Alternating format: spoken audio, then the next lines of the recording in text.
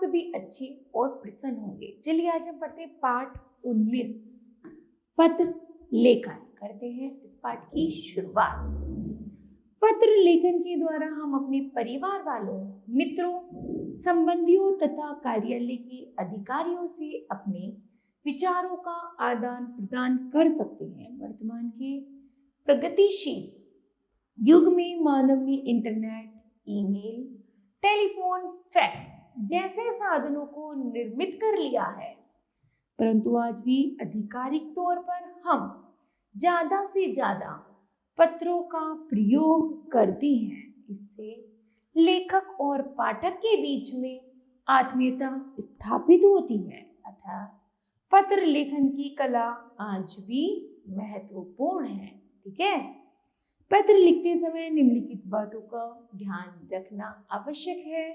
पहला है, पत्र की भाषा सरल, स्पष्ट तथा प्रभावशाली होनी चाहिए।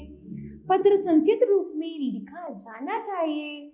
पत्र में अपने विचारों और भावों आदि को कम से कम शब्दों में लिखना चाहिए। पत्र लिखने का उद्देश्य स्पष्ट होना चाहिए। पत्र में यथा योग्य संबोधन एवं अभिवादन होना चाहिए। पत्र में क्रमबद्धता का ध्यान रखना चाहिए। ठीक है, आगे है पत्र के प्रकार। पत्र दो प्रकार के होते हैं, अनौपचारिक पत्र और औपचारिक पत्र। चलिए पढ़ते हैं। पहले अनौपचारिक पत्र। ये पत्र परिवार के सदस्यों, संबंधियों, मित्रों तथा उन व्यक्तियों को लिखे जाते हैं जिनके साथ व्यक्तिगत और पारिवारिक संबंध होते हैं, जैसे माता पिता, भाई बहन और मित्र। अनौपचारिक पत्र के उदाहरण जैसे पहला है, मित्र को हिंदी वाद विवाद प्रतियोगिता में प्रथम पुरस्कार मिलने पर बधाई पत्र। पहला है, जैसे हम सबसे पहले क्या डालेंगे, अपना पता डालेंगे, जगह का नाम डालेंगे, तारीख डालेंगे, लिखेंगे प्रिय मित्र मोहित, नमस्कार,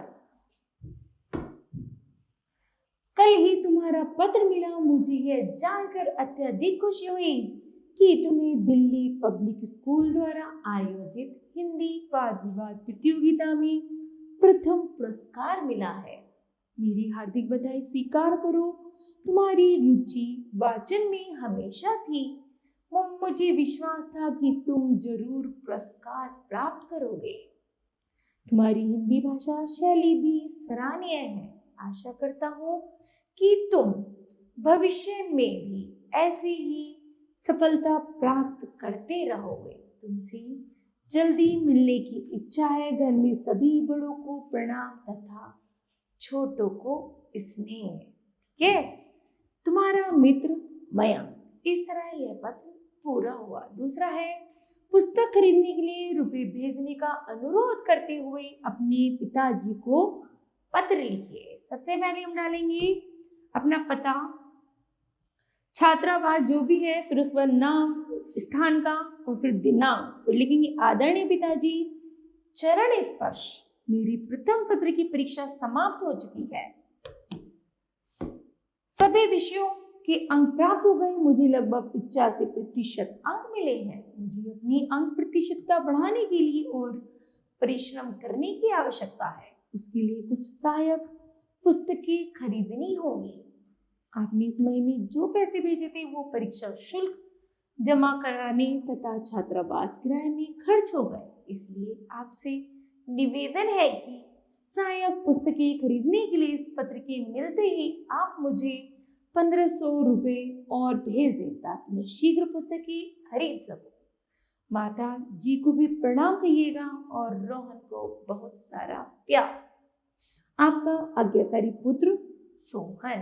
ठीक है, आगे है, जन्म दिवस पर भेजे गए उपहार के लिए मामा जी को धन्यवाद पत्र लिखिए। पता लिखेंगे, जगह का नाम और दिनांक लिखेंगे। आदरणीय मामा जी, सादर प्रणाम। आशा करता हूँ कि आप सभी कुशल से होंगे। जन्म दिवस के दिन मैं आपकी राह देख रहा था। जब आप नहीं आए तो मन दुखी हो गया, परंतु थोड़े ही देर में डाकिया आया उसने मुझे आपके द्वारा भेजा गया पार्सल दिया। उस पार्सल में एक घड़ी थी जो काफी महंगी भी लग रही थी। उसके साथ ही आपका पत्र भी मिला। पत्र में आपने नहीं आने का कारण बताया था। आपका इतना कीमती उपहार भेजने के लिए बहुत बहुत धन्यवाद। आशा करता हूँ जल्दी आप हमसे मिलने आएंगे। मामा जी को नमस्ते कहिएगा। आपका प्यारा भांजा अनिल। ठीक है, आगे है, मित्र को दीपावली पर शुभकामनाएं देने के लिए पत्र लिखिए।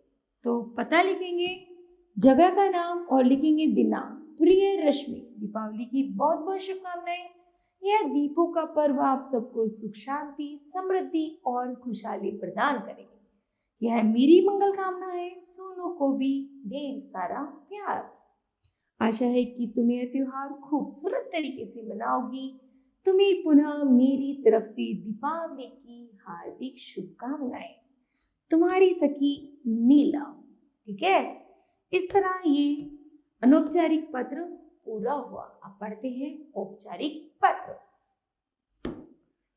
यह पत्र उन्हें लिखे जाते हैं जिनसे हमारा निजी संबंध नहीं होता। ये कई प्रकार के हो सकते हैं, जैसे प्रार्थना पत्र। प्रार्थना पत्र प्रधानाचार्य को आवेदन के लिए लिखे जाने वाले पत्र को हम प्रार्थना पत्र कहते हैं। आगे है कार्यालय पत्र। किसी सरकारी अधिकारी विभाग को लिखे जाने वाला पत्र कार्यालयी पत्र कहलाता है। आगे है व्यावसायिक पत्र। दुकानदार, प्रकाशक, व्यापारी, कंपनी आदि को लिखे गए पत्र ही व्यावसायिक पत्र कहलाते हैं। ठीक है, आगे है औपचारिक पत्र के उदाहरण। बड़े भाई के विवाह में शामिल होने हेतु 4 दिन के अवकाश के लिए अपने प्रधानाचार्य को प्रार्थना पत्र लिखिए।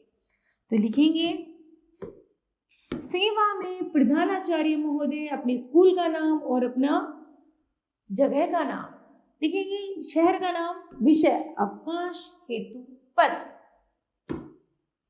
महोदय, सविनय निवेदन यह है कि मेरे बड़े भाई का शुभ विवाह 15 अप्रैल जो भी सन हो को होना निश्चित हुआ है। विवाह उत्सव में मेरा उपस्थित होना आवश्यक है। अतः मैं दिनांक जितनी भी तारीख है इतनी तारीख से जैसे आए 13 अप्रैल से 17 अप्रैल तक विद्यालय में उपस्थित नहीं हो सकूंगा।